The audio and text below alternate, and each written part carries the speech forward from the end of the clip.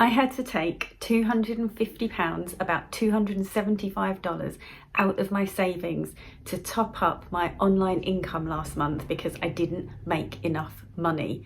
And this month looks set to be even worse. Welcome back, I'm Mel and I'm about to reset my online income. I'm going to give you a little bit of background to my online income, then I'm going to explain what's gone wrong, and then I'm going to show you the plan of action that I've got to introduce 10 streams of online income as quickly as possible. So this first bit is going to be a little bit of story time.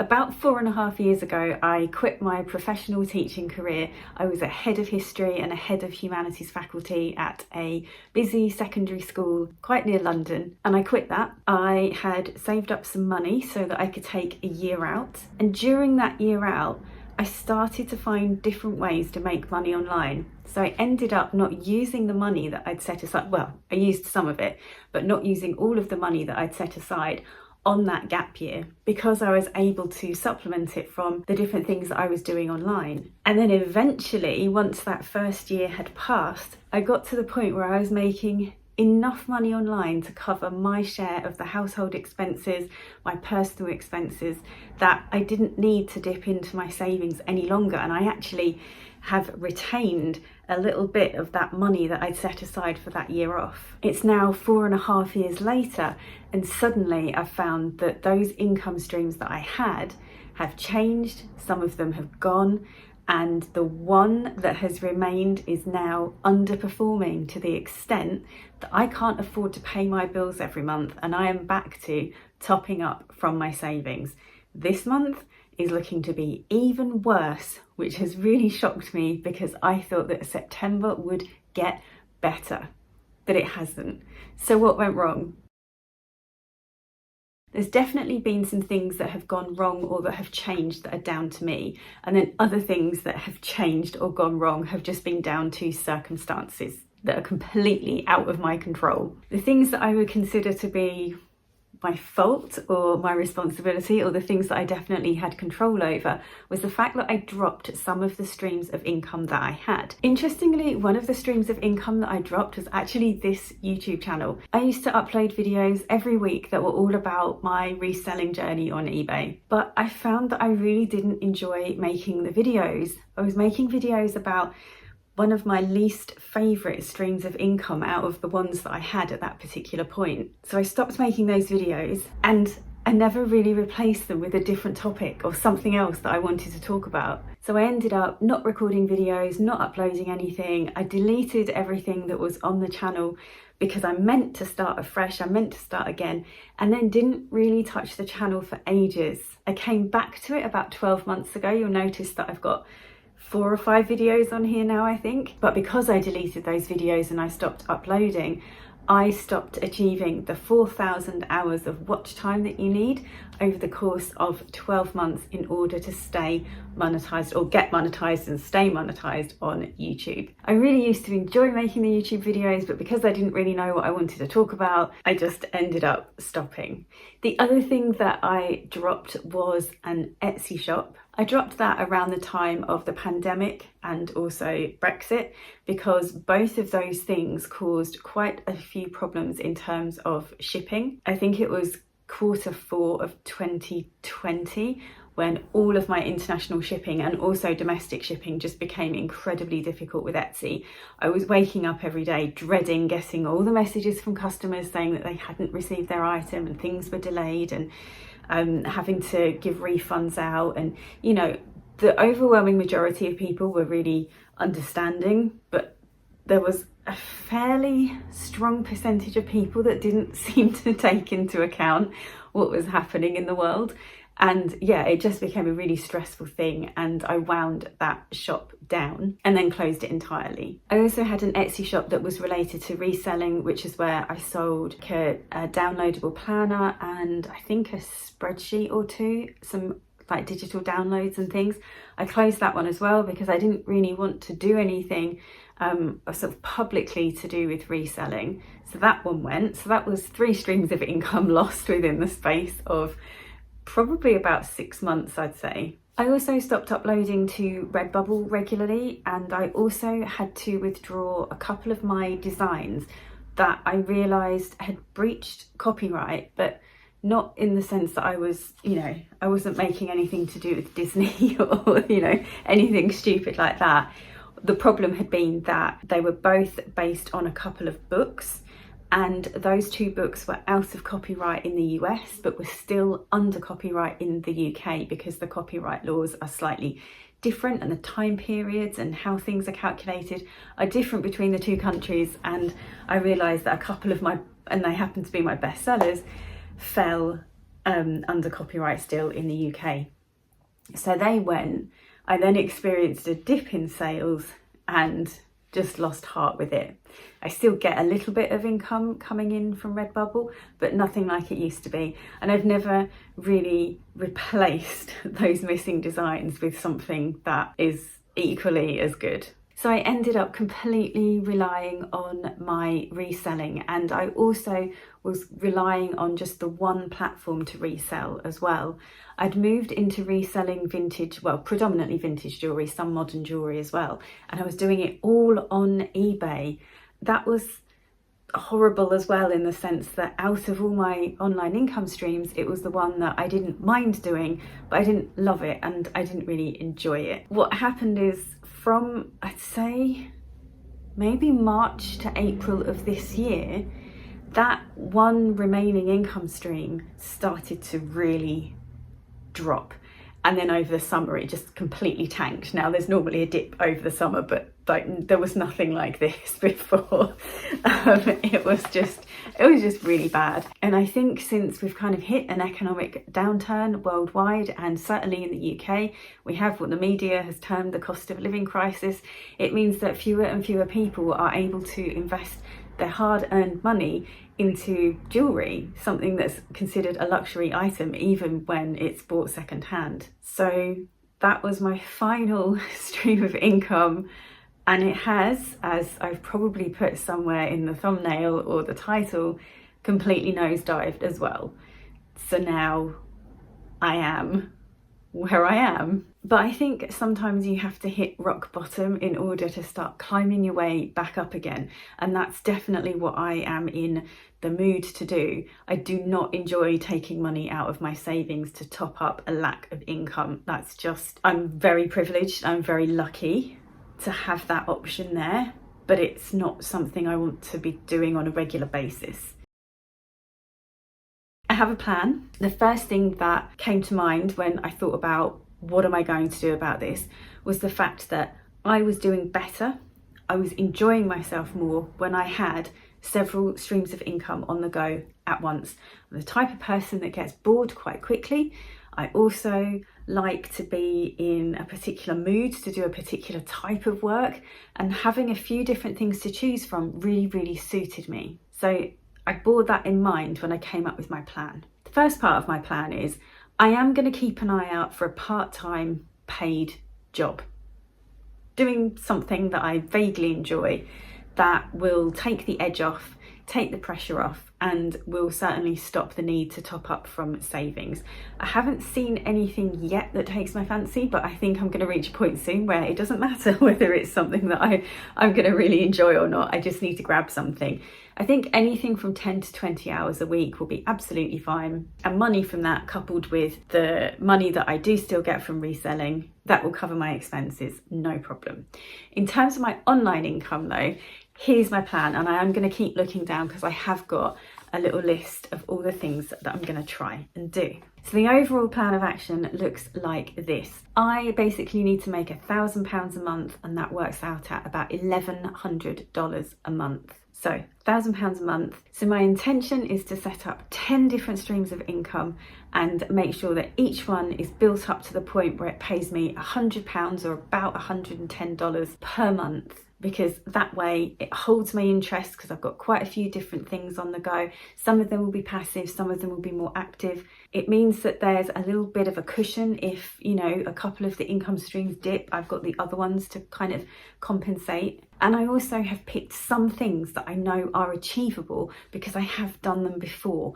And then some of the other ideas that I've got are new things that I haven't done before. And I'm pretty sure that if I share my progress with you guys on here, that will also help me stay on track. Right, the streams of income. Number one, reselling vintage jewelry. I'm going to keep that income stream. It's really easy. I've been doing it for so long. I can do an awful lot of it on autopilot. It doesn't take a huge amount of time, even though it's a fairly active stream of income. Because I've got kind of routines and things around it, it doesn't take me that long to do. It's something that I can already put a big fat check next to, a big fat tick next to it, because that is already making me over £100 a month. So that one is done. The second one that is sort of done is exam marking. So because I have teaching qualifications and teaching experience, I can work for exam boards and mark exam papers. I can also do something called coursework moderation, which means that I look at the marks that a school has given students coursework, and I can adjust those marks if I think the school has marked them too highly or too low. This is work that only comes around once a year. I used to do it every year, and then I kind of stopped about 5 or 6 years ago, and then I restarted that this year, and I got about £800, so that's probably going to be about $900-ish for a week's work, about 30 to 40 hours, I would say. So yeah, about a week's work. And I got given quite a small allocation of papers to mark because I hadn't done it in such a long time. I think they were just checking that I could still do it accurately. I was safe to unleash on the papers. But I was, and it all went incredibly well. And because I realised that actually it doesn't take me that long to go through the amount that I was given, I know that next year I'll be able to take maybe double or even treble the allocation I got this year. That's going to easily bring me in over £1,200, so over $1,300. And I don't mind if the £100 a month comes in one big chunk, which it would do. It will come in over next July, because all I can do is keep some money aside to then use throughout the rest of the year. I'm tempted to put a big fat tick or a big fat check next to that one as well, because it's pretty much sorted and it's definitely going to happen. It doesn't help me out at the moment, but it does mean that next year I'll definitely achieve my £100 a month from that particular income stream. Now, my third income stream is Amazon KDP, which is the thing that a lot of you are going to know me for from the few videos that I have put out on this channel over the last year. Now, I've been dabbling in KDP for the last 12 months. I really enjoy the work. I have seen a mixed amount of success. It hasn't been a complete disaster, but I haven't really put my back into it. I haven't really worked particularly hard at it to try and suss it out, to try and maximize my earnings. I haven't even put out a huge number of books, I don't think, not yet anyway. So far this year I've made about £25 a month from Amazon KDP, so that's probably as close to $30 a month. It's not brilliant, but it's a quarter of the way to that £100 that I'm after. So one of the things that I'm definitely going to be doing moving forward is spending a lot more time on this income stream, because I really think I can do this. And yeah, I enjoy the work. So if I can get the £100 a month from something that I really enjoy doing, that would just be the icing on the cake. Now, that Etsy shop that I talked about closing down earlier, not the one that was selling the eBay related stuff, the reselling stuff, the one that, I don't even know if I mentioned it, that was selling like mugs and printables and tote bags and things like that. I switched that back on again a couple of weeks ago, and it's already made £12, which I know is not very much. I mean, that's what, probably about $14-15. It's not very much, but it has shown me that there's scope to rebuild that shop again. I've gone through it and I've sort of I've trimmed down the listings. I've tried to look carefully at what's selling and what isn't selling. I mean to go back to that shop and hopefully really sort it out, really build it up, because I think there's probably only about 20 listings on there, 20, 25 listings, which really isn't that much. I mean, I could build it up on the sort of theme of the shop. I could build it up to hundreds of listings, and I just haven't. But it's switched back on. And this is definitely something that I can make videos about as well, showing how I have like saved the shop, hopefully, or reinvigorated it. But I can also show people how to start shops from scratch as well. Which brings me to number 5, which is this YouTube channel. As I possibly mentioned earlier, I am lacking the 4,000 hours of watch time. Now, I used to put out about 4 videos a month when I was talking about reselling, and that used to bring me in about 150 to 200 pounds a month. Now, that would be fantastic if I could get back to that again. So I have got a few things to do in order to make that happen. I think the whole channel needs a bit of a rebrand so that people know what it is that the channel's about and what I'm focusing on. So I think a new name and a bit clearer about what my purpose is going to be. I need to build up a new audience, because I might have 5,000 and something subscribers on here, but a lot of them are from way back when, from about 4 years ago, and they aren't people that are currently watching my videos. So I need to build a new audience, rebrand, refocus the channel, and I need to upload regularly so that I can build up that watch time again. And that is a really easy thing for me to share my progress with you all on as well. And number 6 is Redbubble. I think I've got about 3 or 4 different Redbubble shops, each on a slightly different theme. I just need to start throwing stuff on there again, or maybe not even throwing stuff on there, actually researching and looking into what sorts of things are still selling. Because I think in each of my shops, there's a few things that still sell. So the other day I sold a metal print and I got £15 for it, and I think a couple of weeks earlier than that I sold a tote bag and got £7 for it. So there's definitely things in these Redbubble shops that are selling, and I think if I can repeat the success of those particular designs and upload some more things that are similar, that can be a really good way of bringing that up to £100. Currently, the monthly average is only about £9, so probably $11. Really not very much at all, but I do think there's some potential. Number 7 is a new Etsy shop that I set up on a whim.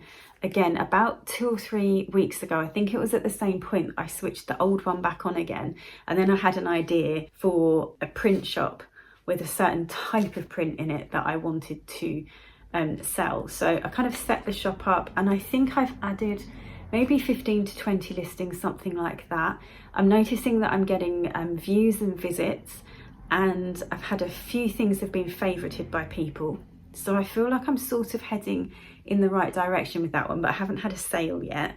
So I need to go back to that. I need to add more listings. I need to look at the items that people are favoriting. And then I also need to do a sensible price comparison, I think, just to make sure that I'm not massively overcharging for things, and that's what's stopping people from buying something. And then 8, 9 and 10 are sort of new things and new ideas. I taught myself how to make digital planners and then never did anything with it. I've never set up a digital planner shop or anything like that. And I don't think this is something that I'll be doing anytime soon, because it's quite a big job, and I'd rather focus on building up things that I've kind of already started, like rebuilding them, before I start completely new things from scratch. But I do think there's some potential with this. And it was something that I enjoyed doing. I enjoyed like the intricacy of it, of sorting out all the different tabs that take you to the different pages and things like that. So I think I'll enjoy it, but I think that's definitely one for next year, for after Christmas. And then my idea for income stream number 9 is to upload some videos onto Skillshare. And I'd really like the videos to be about crocheting, because that's something that I enjoy doing, particularly over the autumn and winter. So I thought I could make some videos based on some crochet projects. I could upload them on there and see how they do. And then number 10 is something that I have always wanted to do, but never really had the confidence to move forward with. And when I tell you what it is, you'll be thinking it's completely ridiculous that I haven't done this yet, and I've talked about it for years. But I would like to start an education business. I'd like to start something based around, teaching history, because that was my subject that I specialised in. What I'm thinking is something whereby I can put together self-study courses for history students. I can create publications and digital downloads and videos and things that will help them with their learning. I can have a certain amount of stuff available for free on a website and then have some paid options. I've been holding myself back, I think in part because it feels like the vision that I've got for it is such a big thing that I'm not quite sure where to start. And then the other thing is I keep thinking, what right have I got to do this kind of thing, which is incredibly stupid, honestly. Let me tell you what qualifies me to do that, literally qualifies me to do this, to run this business. I have a Bachelor of Arts degree in history. I have a Master of Arts degree in history. I have a postgraduate certificate in education. I have 13 years teaching experience. My lesson observations were always awarded as outstanding, which is the highest feedback that you can get for lessons that people come and observe. My department was mentioned positively in every Ofsted report that was made for the school that I was in. Sorry, not every Ofsted report in the whole country. And I was just like, I couldn't be more qualified to do this. I really couldn't. There isn't anything else really to go and get. I have just been making excuses because of the amount of work that it's going to take, and making excuses because I'd lost a bit of confidence having been out of the profession for a while. But actually, there should be nothing stopping me from doing this. Those are my 10 things on my list. I've got them all down here. I haven't prepped in the sense of making this an exciting video for everyone, but I have prepped in the sense that I want to know what my 10 things are going to be, and I'm excited to start working on them properly with a new focus and purpose in mind and new goals. So I will go away and I will start recording my progress with these things. I'll start making some videos around them. Probably not the reselling, to be honest, because when I look at the list, it's still the least favourite thing. I won't be making any videos about the exam marking because there's an awful lot of, basically a lot of it, the processes and the outcomes and things are confidential anyway, so there's not a lot to share and it's not really relevant to most people. But I think the other things on there, the KDP, I'll continue making videos about, start making some videos about Etsy, and then I'll possibly start making some videos about anything else that I try and do, like Skillshare and things like that. So if you made it to the end, you think what I'm doing sounds interesting, then leave me a comment. Leave me any questions that you have in the comments below. Leave me a comment to let me know whether you think this is going to be an interesting thing to watch or not. And I will see you very, very soon, and probably quite a few times a month now, as I start to make progress towards these goals. See you soon.